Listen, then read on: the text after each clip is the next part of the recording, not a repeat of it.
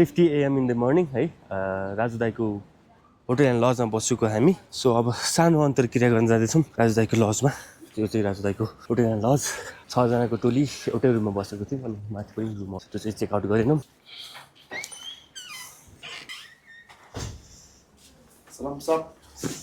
Good morning hotel owner.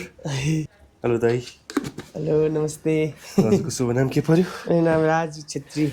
हजुर Raju hotel and lodge चाहिँ हजुरको हजुर कति वर्ष भयो खोल्नु भएको? अनि भयो त्यही 2060देखि 61देखि होला। पहिला चाहिँ बुवा आमाहरूले सानो त्यो एउटा त्यो खाजा पसल जस्तो बाटो गर्नुहुन्थ्यो। अनि पछि अहिले मैले यसलाई कन्टिन्यू दिन थालेको चाहिँ भयो लगभग 5-7 वर्ष नै। हजुर पहिला योभन्दा पहिला के गर्नुहुन्थ्यो? म पहिला पढ्थेँ, स्कुल सकाएँ अनि कलेज यताउता भ्याएपछि अनि एसएममा लागेको। पढाइ सबै काठमाडौँमै भएको कि? म स्कुल चाहिँ मैले यहीँ माथि पाप्रिचा स्कुल भन्ने यहीँ नजिकै छ। हाम्रो नजिकै भनौँ, हजुरहरू बेलुका बस्ने भन्नु नि झन्डा होटेल त्यहीको आसपासमा छ।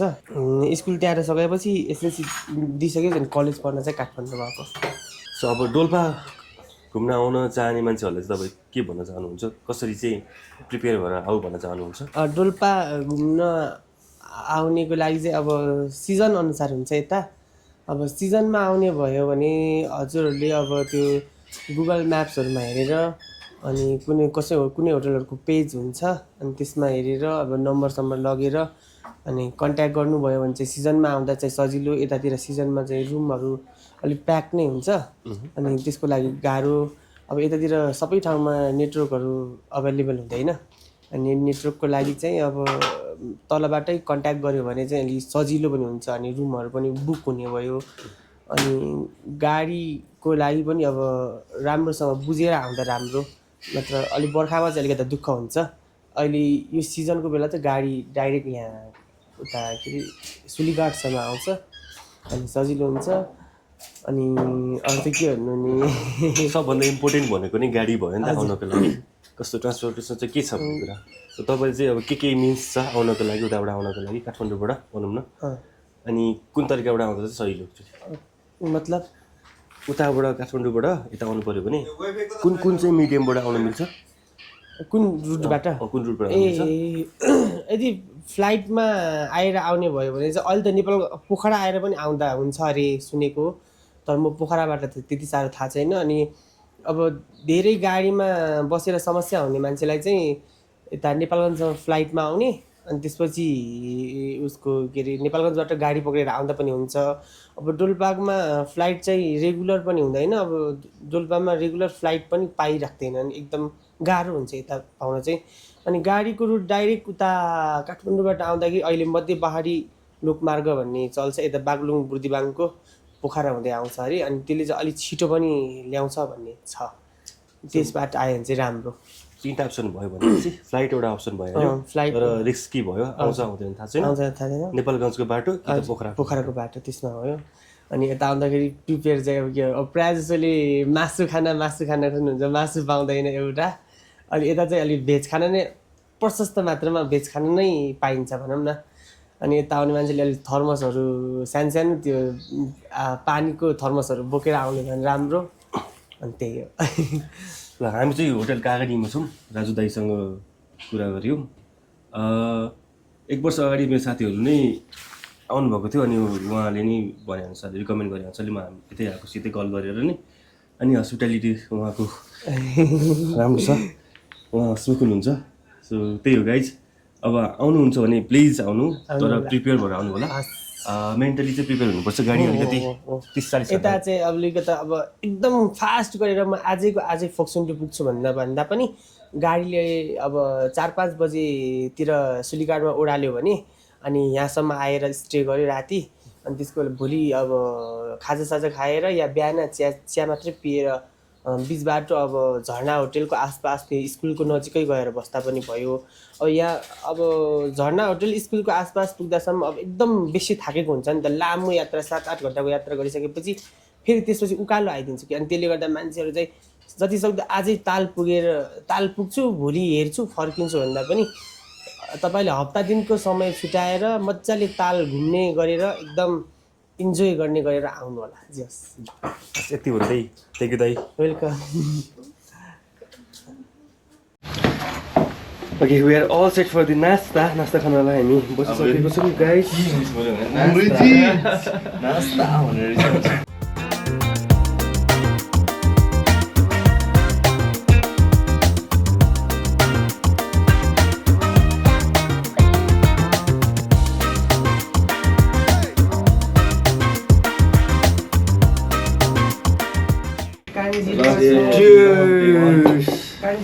भ्यू पनि वाङमुटी हाउस छ कति वर्ष भयो अरे खोल्नु भयो अनि अहिले 60 बना भनेको थियो अनि लान्छु 56 हो हजुर कति वर्ष भयो अरे होटल खोल्नुको यो होटल खोलेको त राजु 5 वर्षकोमा खोल्यो 5 वर्ष ठ्याक्कै भएको थियो राजु अनि त्यसपछि पुरानो होटल थियो यो अनि त्यसपछि मान्छेहरू भनेपछि सबभन्दा पहिला खोल्नु भएको तपाईले हजुर कत्रो होटल नयाँ बसाएर त्यसपछि अनि मैले यो भत्काएर नयाँ बनाएँ अहिले नयाँ बनाएको 3 वर्ष भयो 3 वर्ष भयो अनि यता किचन बनाएको छु अब मिस्त्रीको कारणले यता किचन चाहिँ मिलाउन सके छैन मिस्त्री एकदम ढिलो गरिदियो अनि त्यसपछि चाहिँ पहिला पुरानो होटल यो हो अनि 60 सालमा बनेको हजुर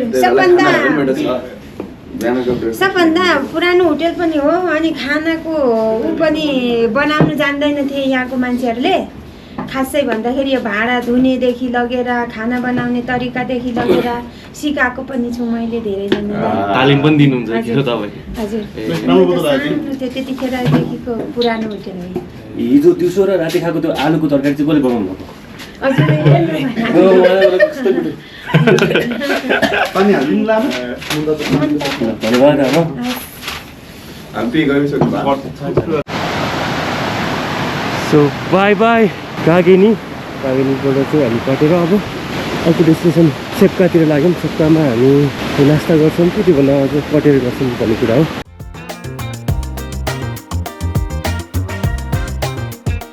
सो यो खोला चाहिँ कागेनी खोला भन्दो रहेछ यो खोलाको पार्ट मात्र हो यो खोला होइन खासमा खोला होइन खासमा खोलाको पार्ट मात्र हो मेन खोला त छ साइडमा मेन खोला त छ खोलाको छेउतिर हुँदै हामी अगाडि बढ्ने हो हाम्रो गन्तव्यतिर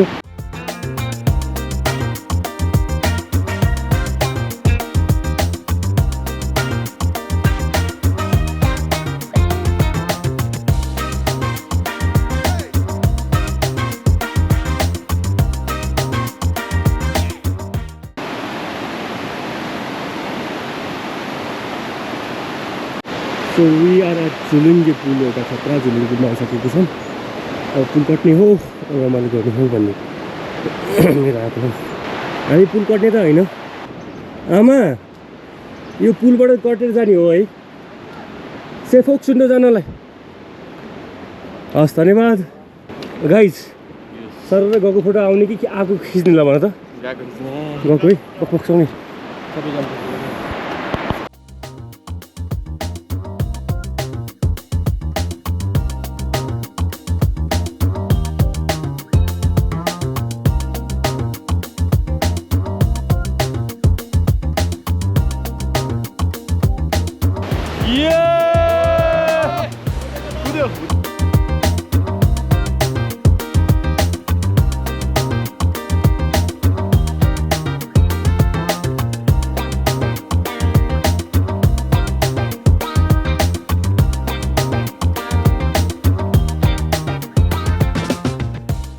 हामी कागेनीको बाटो आएको खतरा ट्रेल रहेछ रमाइलो खोलाको छेउ कागेनी खोला भन्दो रहेछ अथवा फोक्सोन्डो खोला अब एउटा चेक पोइन्ट पुग्यो चेक पोइन्ट चाहिँ के होला हेरौँ है त सो टेन्टहरू रहेछ यहाँ होटल माउन्ट ठुलीबेरी वडा नम्बर 11 डोल्पा हामी आएको भएर भागेको हो हजुर ए बाछा भाग्यो मस्ती गऱ्यो रहेछ गाई चाहिँ यो खतरा खालको घर छ कि यहाँको एक तल्ला माथि पुरै ढलान जस्तो हुन्छ रहेछ त्यो गाउँको सुर्पी तातो माथि नै त्यो फल्दो रहेछ अनि त्यही काटेर पनि यिनीहरूले युज गर्दो रहेछ एज दाउराहरूले भन्नु अनि यसले मेबी प्रोटेक्सन पनि दिने जस्तो लाग्यो कि मलाई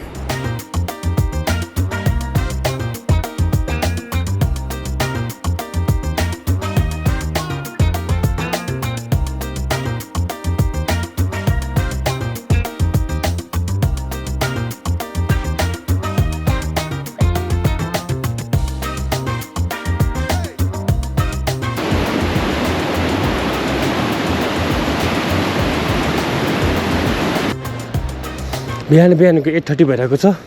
यो एरियामा चाहिँ घाम नलाग्ने रहेछ अनि यस्तो बवाल भ्यू छ हेर्नु न।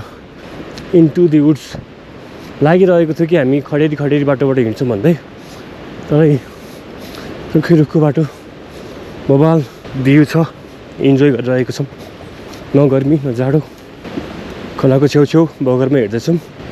मौसम चिसो छ अनि हामी हिँडेर जिउ तातो भएको भएर हाम्रो लागि ठिक्क टेम्परेचर भइरहेको अवस्था छ। Enjoying the moment. यस्तो बवाल मजा आइरहेछ।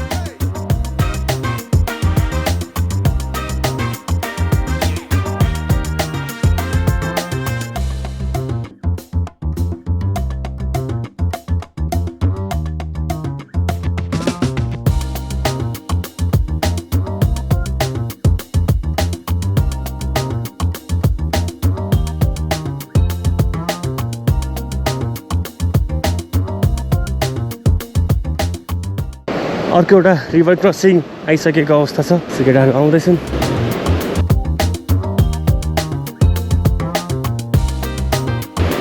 अति बवाल भ्यू छ हेर्नु। अर्चना टी हाउस श्री निशान थापा टी हाउस छ। बवाल view from the tea house.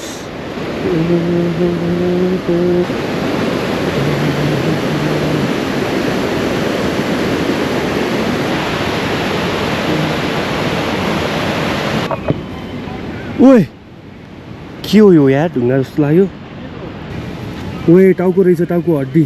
के को टाउको त यो? ओए आर्कियोलोजी डिपार्टमेन्टमा पठाउनु पऱ्यो यसलाई यार। यो के हो यो थाहा हुनु। कति वर्ष पुरानो हुन थाहा हुन्छ यसको टाउको यार। यसलाई आर्कियोलोजिकल डिपार्टमेन्टमा पठाउनु पऱ्यो। अनि मलाई चस्मा लिने त दाइ भनेर दिएको त्यसले हो। अनि राखेको होला है चस्मा लिने त दिएको उसले मलाई। अनि खोजे मेरो क्या महँगो चस्मा थियो यार भन्दै भयो। यस्तो महँगो चस्मा अनि उसले त्यो खोजीमा स्क्र्याच हुन्छ भने बिचरा बुझेर साउन्ड ल्याएर छ। यसो झुन्डाउनु न, साइडमा झुन्डाउनु न। क्या महँगो भनेर चाहिँ कति थियो? बिच बाटोमा बिचरा आइफोन 17 पुरा आउँथ्यो क्या त्यो पैसाले। कसले उठायो मेरो चस्मा भने आइफोन 17 आउँथ्यो क्या त्यो चस्मा? फाइटो जान्थ्यो फर्किने बेला कति रे? त्यत्रो आउनु हुँदा किरण बस्छ फाइटो फर्किन्थ्यो भने ए चस्मा बेचिदिन्थ्यो।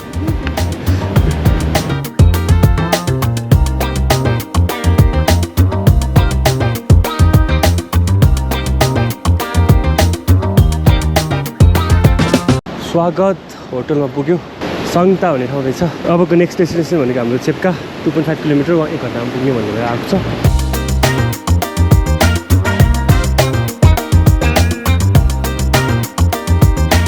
वेलकम टु द सेफोक्सुन्डो डोल्पाको यो गेटमा सेफोक्सुन्डो गाउँपालिका गाउँ कार्यपालिकाको कार्यालय सालदाङ डोल्पा नेपाल। सेफोक्सुन्डो गाउँपालिका यहाँलाई स्वागत गर्दछ। Welcome to Shey Phoksundo. त यो चाहिँ अच्छा सेफोक्सुन्डो गाउँपालिका। हेलो दाइ, कस्तो भयो यात्रा? राम्रो भयो। कताबाट हिँड्नुभएको आज? चेक्काबाट। थ्याङ्क यू दाइ।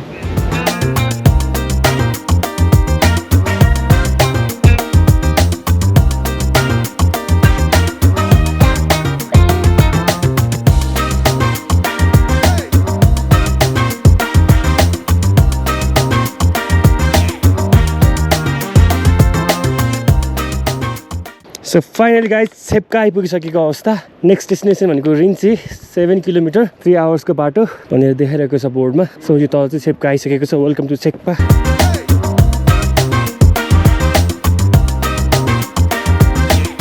राची आउँदो रहेछ पहिला सुरु, अनि तप्रिजा आउँदो रहेछ, अनि रिग्मो आउँछ, पुग्मो, फोक्सुन्डो लेक, काङ्ला पास, सल्याङ, विजेर आउँदो रहेछ। सो हामी हेर्ने भनेको फोक्सुन्डोसम्म हो। यहाँ आज टाप्राजी कटेर हामी रिग्मोसम्म पुग्दैन थाहा छैन। 7 आवर्स।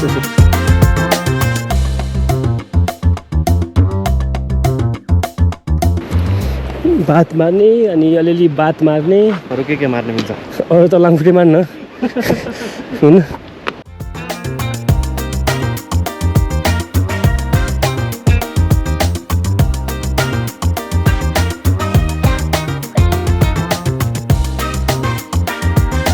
तपाईँ कहाँ चाहिँ माथि बस्ने के होस् त्यस्तो भयो जहाँ भयो। हामी त यो झरना होटलतिर बस्ने।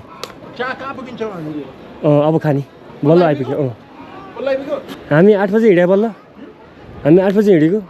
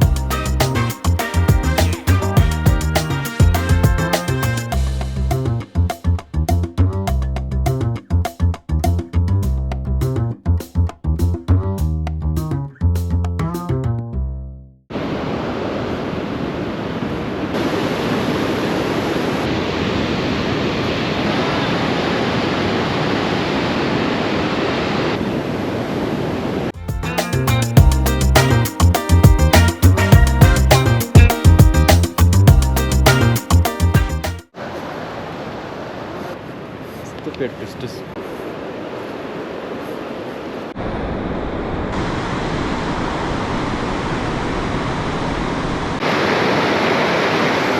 खोलाको बगरमै हामी हिँडिरहेको छौँ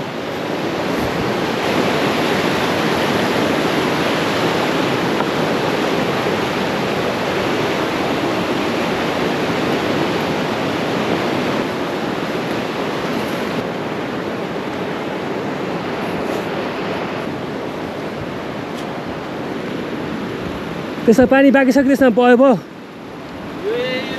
ए ल खा हाल्नु त जाइब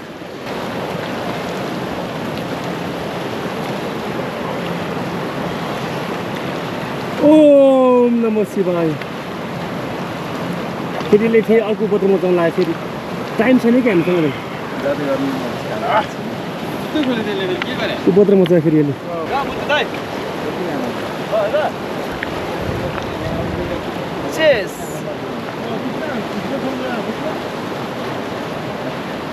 न मैले खुट्टा भिजाएँ न मैले नुहाएँ न मैले टाउको डुबाएँ म यहाँ त्यसरी रसक भएर